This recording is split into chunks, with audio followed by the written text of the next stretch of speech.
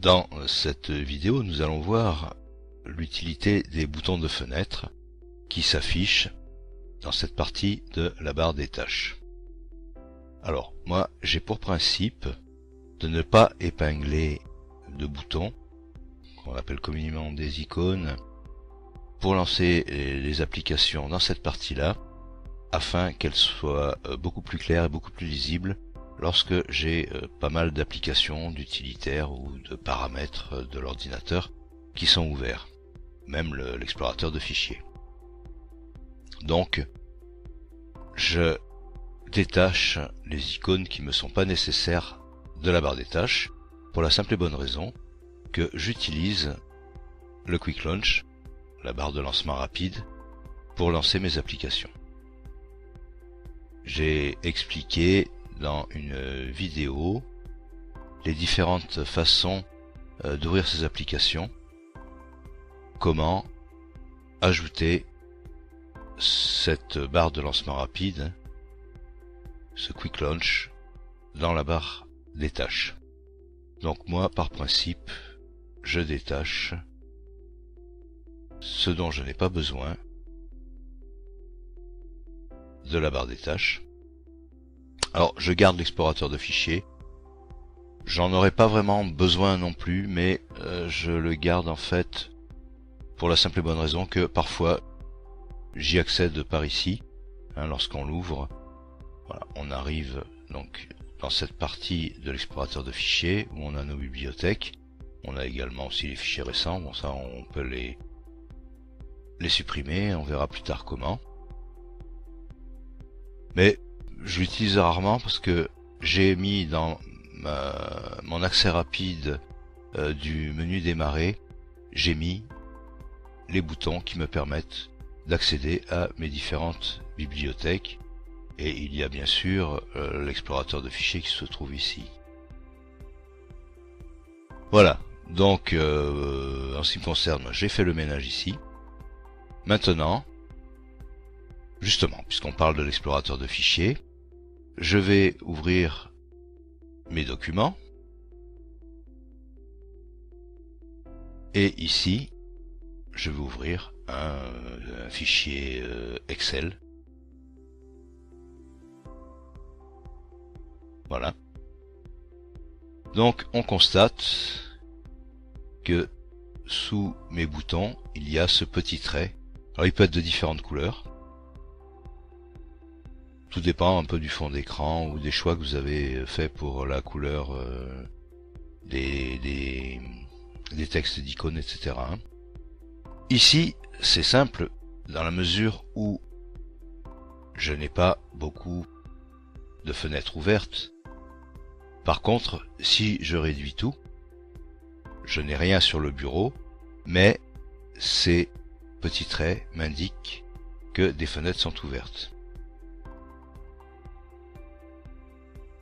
Je peux afficher un aperçu tout simplement en positionnant mon pointeur de souris sur le bouton. Ici, on voit une miniature. Si je redescends, ça se referme, et idem pour ici. Voilà. Donc là, c'est simple, mais maintenant, imaginons que je veux ouvrir beaucoup plus de choses.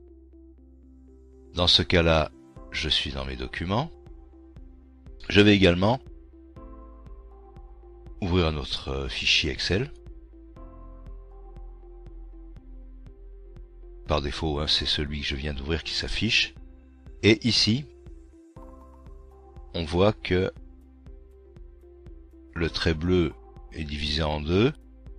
Ça veut dire que j'ai plusieurs fichiers Excel qui sont ouverts. Imaginons que, alors, pour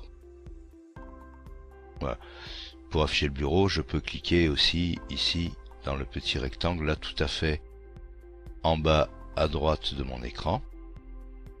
Et si je mets mon pointeur de souris sur l'icône, j'ai bien mes deux fenêtres disponibles. Si je passe mon pointeur de souris de l'une à l'autre, c'est la fenêtre sur laquelle se trouve le pointeur de souris qui s'affiche. Mais si j'enlève mon pointeur de souris, je reviens sur le bureau.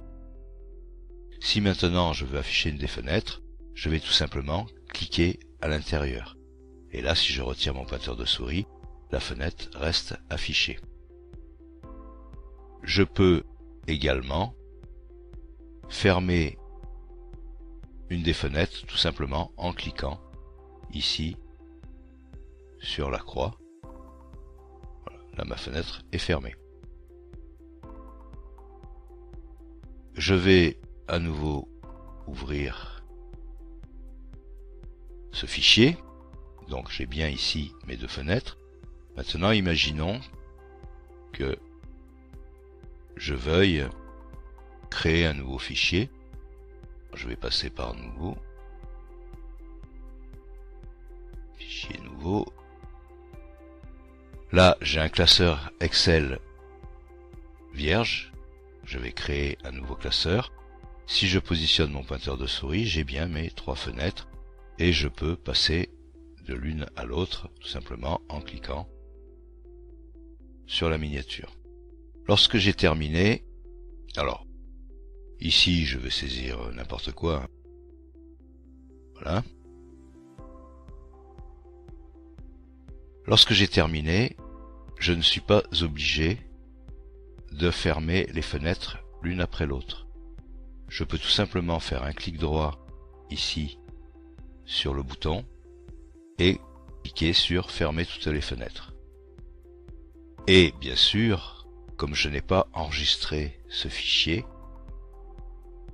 j'ai la boîte de dialogue qui me demande si je veux l'enregistrer ou pas. Alors là, je ne vais pas l'enregistrer. Et mes trois fichiers Excel se sont fermés en même temps. Il en est de même pour l'explorateur de fichiers. Là, je l'ai ouvert une fois ici. Je vais ensuite ouvrir mes documents, ainsi que la bibliothèque images. Donc ici, j'ai bien mes trois bibliothèques disponibles. Si je veux tout fermer en même temps, c'est pareil, clic droit et fermer toutes les fenêtres. Maintenant, imaginons que je travaille sur pas mal de dossiers et de fichiers en même temps. Je vais ouvrir les documents. Je vais à nouveau ouvrir un fichier Excel. Donc ici, j'ai le bouton Excel et ici, j'ai le bouton de mon dossier fichier Excel. Si je veux ouvrir à nouveau mes documents pour aller faire une recherche d'autres fichiers ou d'autres dossiers, j'ai bien deux fenêtres, donc celle de la bibliothèque documents et celle du dossier fichier Excel.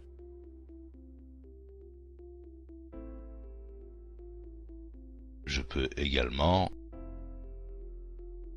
ouvrir mon explorateur de fichiers sur un autre endroit. Et ici, j'ai ma fenêtre donc de l'explorateur de fichiers, ce PC. Je vais également ouvrir mon navigateur Internet.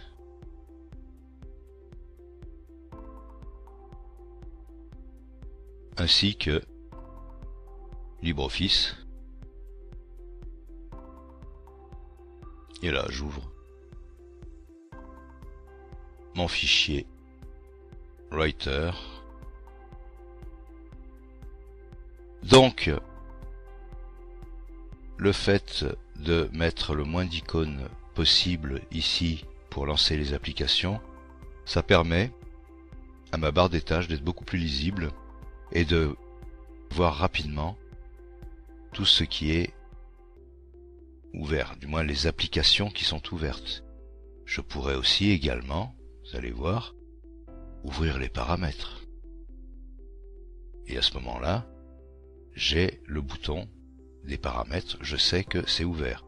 Ce qui fait que si j'ai réduit toutes mes fenêtres pour accéder au bureau, je suis sûr que ça c'est une fenêtre ouverte puisque l'icône est affichée. En plus du petit trait de couleur qui est en dessous. Mais ça me paraît beaucoup plus lisible de cette façon-là que lorsqu'on met plein d'icônes pour lancer les applications.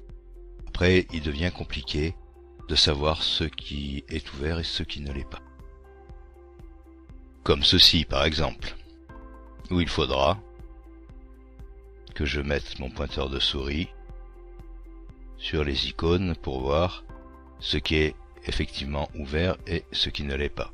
En dehors du petit trait bleu bien sûr qui se trouve en dessous mais qui n'est pas évident à voir selon la luminosité. Que les boutons de fenêtre aient été épinglés à la barre des tâches comme ici l'explorateur de fichiers ou Excel, lorsque l'on fait un clic droit dessus, nous avons la liste des fichiers ou dossiers récemment ouverts. Ici par exemple je sais que j'ai ouvert le dossier qui s'appelle fichier Excel. Ceci permet, par un simple clic, d'aller directement dans le dossier. Si je prends le bouton d'à côté qui est Excel, je fais un clic droit dessus, je sais que j'ai récemment ouvert ces fichiers-là. Si je veux ouvrir un fichier, il suffit de cliquer dessus pour y accéder. Il en est de même ici pour LibreOffice. Je sais que j'ai utilisé ces fichiers-là, ainsi que pour les navigateurs Internet. Si je fais un clic droit dessus, j'ai la liste des sites que j'ai ouverts récemment, y compris les recherches. Alors, je peux, par un clic droit, supprimer de la liste. Je vais faire pareil pour celui-ci. Je vais le supprimer de la liste. Voilà, il a disparu, il y en avait deux de chaque, en fait il n'y en a plus qu'un.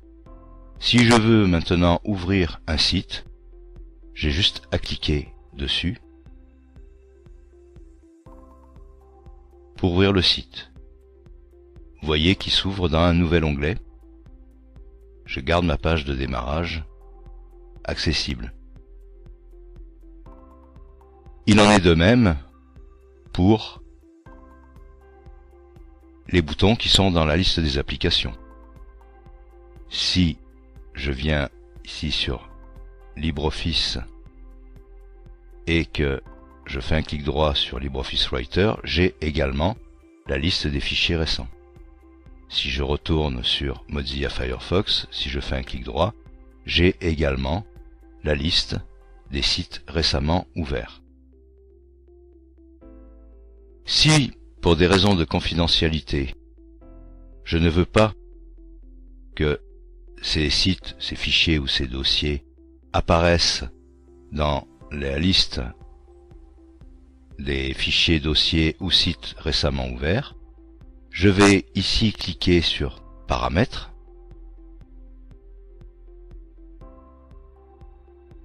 Personnalisation, arrière-plan, écran de verrouillage couleur.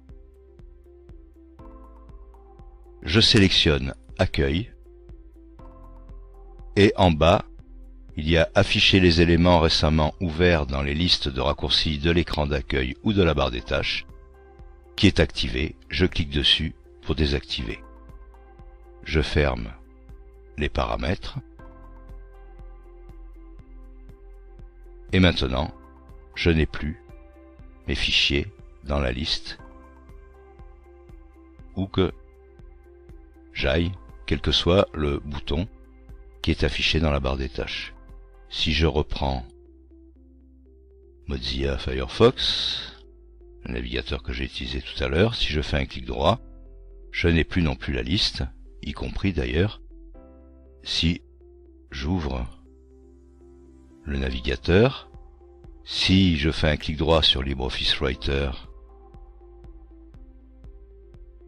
ça va venir. je travaille sur une machine virtuelle qui partage la mémoire vive avec la machine hôte, donc c'est parfois un petit peu long. Alors je vais tout simplement retourner sur... Voilà. Donc ici LibreOffice Writer, si je fais un clic droit, je n'ai plus non plus la liste des fichiers que j'ai ouverts récemment. Donc lorsque j'exécute cette opération dans les paramètres, ça supprime l'historique à la fois dans la liste des applications et sur les boutons de fenêtre. Vous voyez qu'ici je n'ai plus les sites sur lesquels je suis allé naviguer récemment. Voilà, je vous ai à peu près tout dit sur les boutons de fenêtre. Maintenant, à vous de choisir ce qui vous convient. N'oubliez pas de venir nous rendre visite pour de nouveaux tutoriels. À très bientôt sur le site ordidocast.com.